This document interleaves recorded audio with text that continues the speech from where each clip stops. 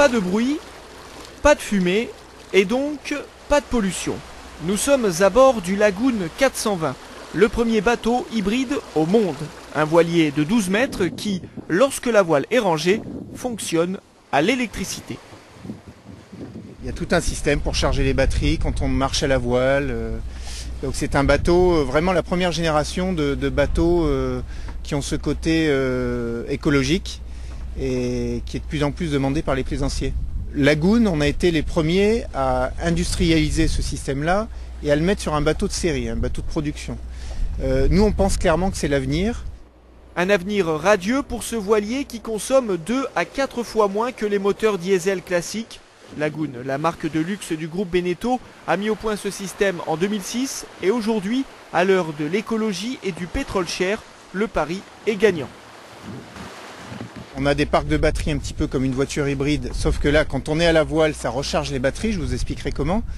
C'est aussi forcément économique puisque quand il y a du vent, la charge des batteries fait qu'on a toujours de l'énergie à bord, donc on n'a jamais besoin de démarrer un moteur diesel pour avoir de l'électricité à bord. Alors que normalement, tous les voiliers, à un moment ou à un autre, même s'ils ont du vent, ils sont obligés de démarrer un moteur diesel pour charger les batteries.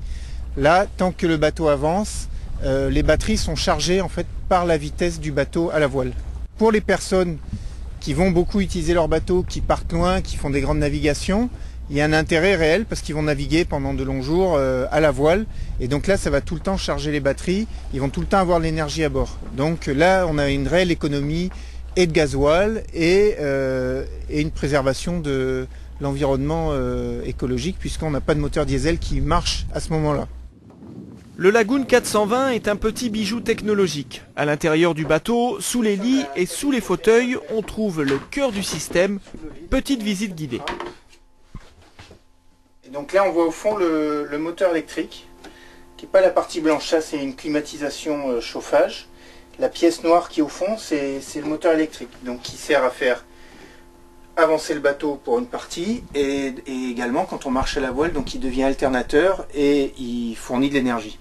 Ce panneau électronique est véritablement le centre névralgique du bateau. C'est là où lorsqu'on sélectionne dans quel mode on veut fonctionner, ça transmet l'information là et ce système-là va donner des ordres au générateur, au moteur, en fonction aussi des ordres qui proviennent des commandes moteurs.